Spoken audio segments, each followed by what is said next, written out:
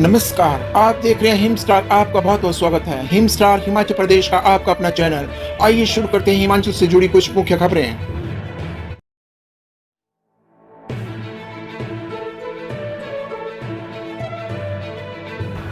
मंत्रिमंडल विस्तार पर फैसला जल्द।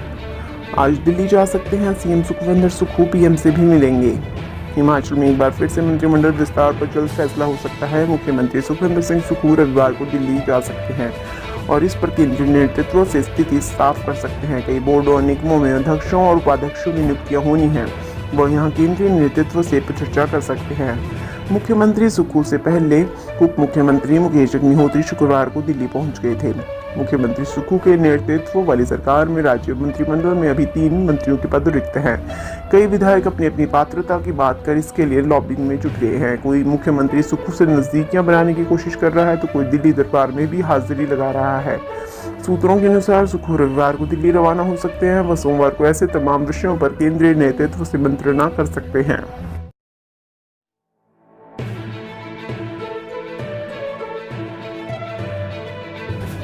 पाइपों की खरीद पर नपेंगे अफसर। 600 करोड़ खर्चने पर डिप्टी सीएम ने दिए जांच के आदेश। पिछली सरकार में हुई पाइप खरीद की नई सरकार जांच करवाएगी। इसके लिए डिप्टी सीएम मुकेश अग्निहोत्री ने जांच के आदेश दे दिए हैं।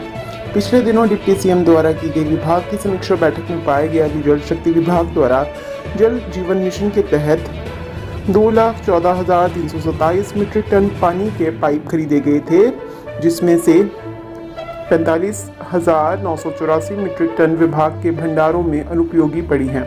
विभागीय सूत्र बताते हैं कि जल जीवन मिशन के तहत राज्य को दिए गए कुल 4,000 करोड़ रुपए में से जल शक्ति विभाग ने 2,200 करोड़ रुपए के पाइप पहले ही खरीद लिए हैं। विभाग के भंडार में जो पाइप अनुपयोगी पड़े थे उनकी कीमत करीब 600 करोड़ रुपए है। उधर इस मामले पर उप मुख्यमंत्री मुकेश अग्निहोत्री ने माना कि उन्होंने पाइप की खरीद की जांच के आदेश दिए हैं।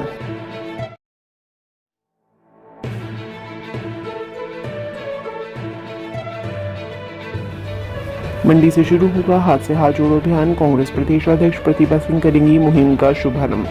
कांग्रेस की प्रदेशाध्यक्ष व सांसद प्रतिभा सिंह हिमाचल में कांग्रेस के हाथ से हाथ जोड़ो अभियान का शुभारंभ करेंगी। इस अभियान का शुभारंभ 26 जनवरी को मंडी जिला के द्रंग विधानसभा क्षेत्र के पद्धर से होगा। प्रतिभा सिंह 25 जनवरी से शिमला से मंडी के लिए रवाना होंगी। 2 बजे शिमला से निकलेंगी और 5 बजे सुंदरनगर में कुछ देर के लिए रुकेंगी। उसके बाद वह जोगिंद्रनगर के लिए जाएंगी और जोगिंद्रनगर विधानसभा क्षेत्र में ही रुकेंगी। 26 को द्रंग विधानसभा क्षेत्र के पद्धर से हाथ जोड़ो अभियान का शुभारंभ करेंगी। इसके बाद 27 जनवरी को जिला प्रशासन मंडी की ओर से आयोजित दिशा कमेटी की बैठक अध्यक्षता करेंगी।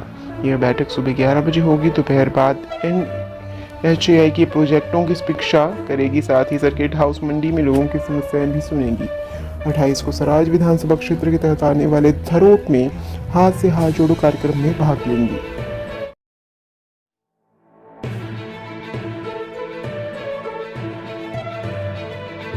सरकारी खर्चे कम करेगा हिमाचल। मुख्यमंत्री सुखविंदर सुक्खू ने सभी मंत्रियों से 1 महीने में मांगी रिपोर्ट। मुख्यमंत्री सुखविंदर सिंह सुक्खू ने अपने सभी कैबिनेट मंत्रियों को सरकारी खर्चों में कटौती करने के निर्देश दिए हैं। मुख्यमंत्री ने सभी मंत्रियों को 2 लक्ष्य दिए हैं, जिसमें एक लक्ष्य अपने विभागों में सरकार की कमाई यानी राजस्व बढ़ाने और दूसरा लक्ष्य सरकारी पैसे की लीकेज को रोकने का है। सभी कैबिनेट मंत्रियों को इसके लिए 1 महीने का समय दिया है। सचिवालय में शनिवार को मीडिया से बातचीत करते हुए उद्योग मंत्री हर्षवर्धन सिंह चौहान ने यह जानकारी दी। उन्होंने बताया कि राज्य के कोषागार की हालत ठीक नहीं है और सरकार को अपने खर्चे चलाना भी मुश्किल हो रहा है। सरकार पर 75,000 करोड़ का लोन है और सरकारी कर्मचारियों की देनदारी के तौर पर 11,000 करोड़ का भुगतान अभी नई सरकार को करना है। ऐसे में सरकारी खर्चे में कटौती करना बहुत जरूरी है। राज्य सरकार को ऐसे नए अवसर तलाशने होंगे जिनसे रेवेन्यू बढ़े। मुख्यमंत्री ने अभी सभी मंत्रियों को यही निर्देश दिए हैं और खर्चों में कटौती तथा कमाई में वृद्धि को लेकर 1 महीने के अंदर रिपोर्ट मांगी गई है।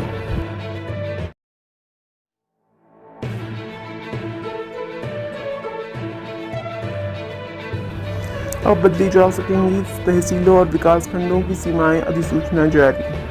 हिमाचल सरकार ने गांवों, कस्बों, वार्डों, विकास खंडों, उप तहसीलों, तहसीलों, मंडलों और जिलों की फ्री सीमाओं को 1 जुलाई 2023 तक खोल दिया है और करीब 6 महीने तक इनकी सीमाओं में बदलाव किया जा सकेगा। इसके लिए राज्य सरकार के सामान्य प्रशासन विभाग के सचिव भरत खेड़ा ने अधिसूचना जारी कर दी है। दरअसल पूर्व जयराम सरकार ने बड़ी संख्या में गांव, वार्डों, ब्लॉकों, उप तहसीलों, तहसीलों, उपमंडलों की सीमाएं संशोधित की थी। नई उप तहसीलों, उपमंडलों आदि की अधिसूचना जारी की गई थी।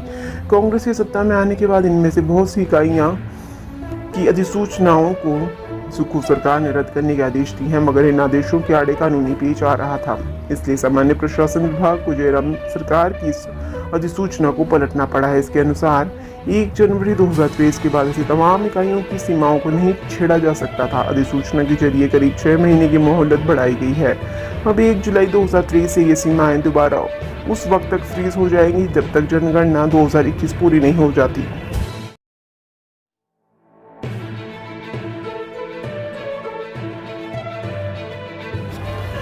हिमाचल कर्मचारी चयन आयोग से कर्मचारियों के तबादले पर जांच एजेंसियां नाराज। बहुचर्चित पेपर लीक मामले के बीच हिमाचल प्रदेश कर्मचारी चयन आयोग के 2 कर्मचारियों को शिमला सचिवालय में नियुक्ति देने पर जांच एजेंसियां नाराज हैं। जांच एजेंसियों की नाराजगी के बाद शनिवार को आयोग के ओएसडी जितेंद्र सांजटा ने सरकार को चिट्ठी लिखी है।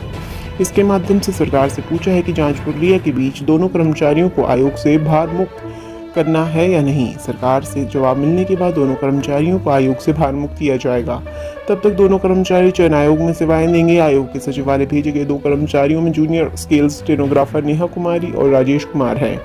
एक कर्मचारी का रिश्तेदार सचिवालय में सेवारत है। कामकाज निलंबन के बीच आयोग के 2 कर्मचारियों को सचिवालय में नियुक्ति देने से सरकार की कार्यप्रणाली पर भी सवाल उठ रहे हैं। मुख्यमंत्री सुखविंदर सिंह सुक्खू ने शुरू में आयोग के कामकाज को निलंबित कर यह दावा किया था कि मामले में दूध का दूध और पानी का पानी होगा। अभी तक भर्ती परीक्षा लीक मामले की एसआईटी और विजिलेंस जांच कर रही है।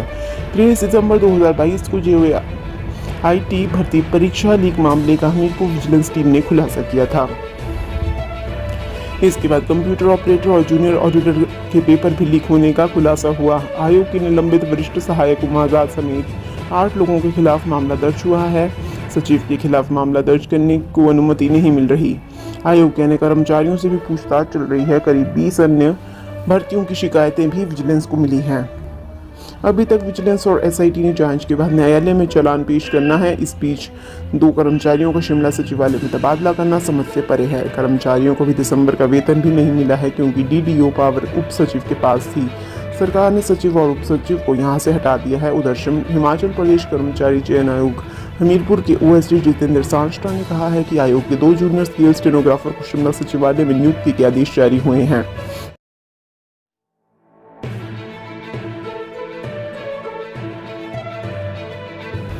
चार आईएएस, 3 आईपीएस और 7 एचएएस अधिकारियों के तबादले, देर रात अधिसूचना जारी।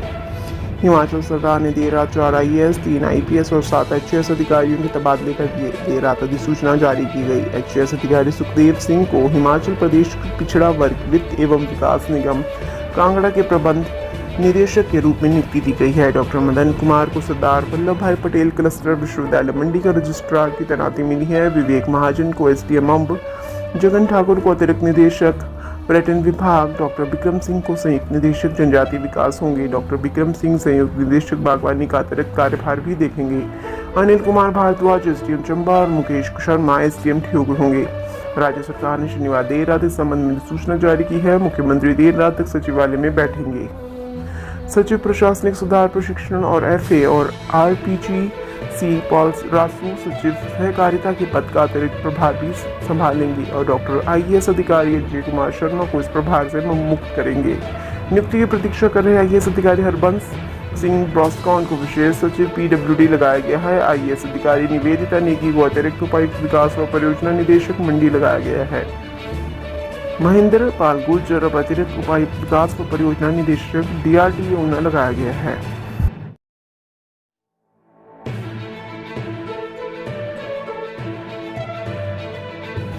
सीमेंट प्लांट डिस्प्यूट, सीमेंट ढुलाई रेट की अधिसूचना पर टिका ट्रक ऑपरेटरों के आंदोलन का अगला रुख। हिमाचल प्रदेश के दाड़लाघाट और बरमाणा में ट्रक ऑपरेटरों के आंदोलन का रुख सीमेंट ढुलाई रेट की अधिसूचना पर टिका है। पहाड़ी राज्यों के सीमेंट दाम से मैदानी इलाकों के रेट की तुलना में यह विवाद ज्यादा उलझा है। हिमाचल में जैसे पहाड़ी राज्यों में माल भाड़ा रेट अधिक तय होता रहा है, यानी एक बात साफ कर दी गई है कि सरकार ने ट्रक मालिकों के आर्थिक हितों की रक्षा की तो आंदोलन थम जाएगा, अन्यथा यह और खिंचेगा। यह बात ट्रक यूनियनों के नेता साफ कहने लगे हैं। प्रदेश में ट्रक ऑपरेटरों का आंदोलन 39 दिन से जारी है। ट्रक ऑपरेटर दलील दे रहे हैं कि पहाड़ी राज्यों और मैदानी प्रदेशों में माल भाड़े की दरें भिन्न हैं। पहाड़ों में ट्रकों के खर्चे मैदानी इलाकों से ज्यादा होते हैं। इसका कारण है कि पहाड़ी क्षेत्रों में ट्रकों के पुर्जों की टूट फूट ज्यादा होती है। मैदानी इलाकों में मरम्मत का खर्चा कम होता है। पहाड़ी इलाकों में माल ढुलाई पर प्रति किलोमीटर ज्यादा डीजल खर्च होता है। इन पहलुओं को ध्यान में रखकर पहाड़ी राज्यों में माल ढुलाई की दरें अपेक्षाकृत ज्यादा रहती हैं। एसटीटीडीओ के कोषाध्यक्ष रामकृष्ण शर्मा कहते हैं कि मैदानों में सीमेंट और अन्य माल भाड़ा पहले से ही कम रहता है। मैदानी इलाकों के मुकाबले पहाड़ी प्रदेशों में ट्रक की टूट फूट अपेक्षाकृत ज्यादा होती है और डीजल की माइलेज कम आती है। पहाड़ों में माल ढुलाई का खर्च ज्यादा आता है, जबकि मैदानों में यह खर्च कम होता है।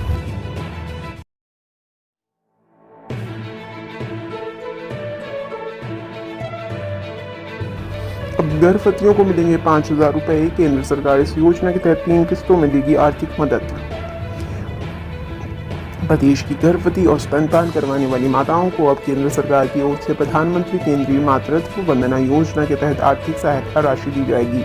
महिला एवं बाल विकास विभाग की ओर से लागू किया गया है।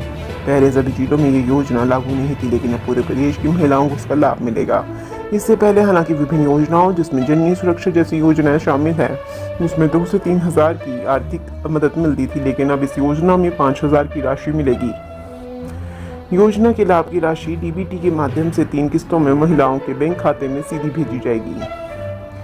प्रधानमंत्री मातृत्व वंदना योजना से महिलाओं के नुकसान की भरपाई इस योजना से हो पाएगी।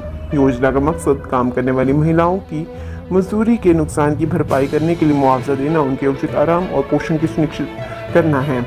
योजना का लाभ उठाने के लिए आंगनबाड़ी कार्यकर्ता, आशा या पास के सरकारी अस्पताल में संपर्क करना होगा।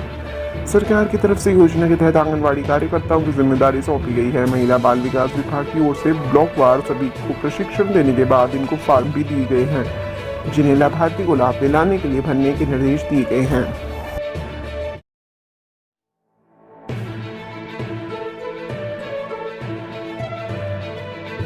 प्रदेश में पर्यटकों को 40% छूट।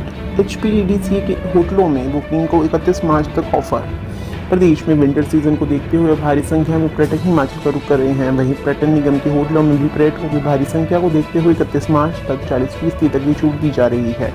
पर्यटकों को विंटर सीजन में यह विशेष पैकेज दिया जा रहा है। 25 जनवरी के बाद प्रदेश में फिर से बर्फबारी की संभावना बताई गई है। ऐसे में हिमाचल, शिमला और अन्य पर्यटक स्थलों का रुख कर रहे हैं। ऐसे में उन्हें यह विशेष छूट मिलेगी। होटलों में बुकिंग प्रक्रिया भी तेज हो गई है। बर्फबारी देखने की चाह से पहाड़ों का रुख कर रहे टूरिस्ट पहले एचपीटीडीसी के होटलों में ही बुकिंग सर्च कर रहे हैं।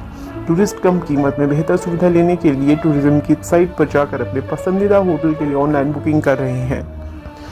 टूरिज्म बुकिंग के लिए एचपीटीडीसी की कॉन्टैक्ट नंबर 017726525561 से होटल संबंधी किसी भी तरह की जानकारी के लिए संपर्क कर सकते हैं। ऑनलाइन बुकिंग संबंधी जानकारी के लिए भी पर्यटन विभाग द्वारा टूरिस्टों को गाइड दिया जाएगा। पर्यटन विभाग का कहना है कि विंटर सीजन में पहाड़ों का रुख करने आ रहे टूरिस्ट बर्फबारी का आनंद लेना चाहते हैं। इसके लिए उन होटलों में बुकिंग की जा रही है जहां बर्फबारी हो रही है। मनाली, शिमला के होटल में टूरिस्ट ज्यादा बुकिंग दर्ज करा रहे हैं। हिमाचल की हर खबर पाने के लिए हिम स्टार से जुड़ें।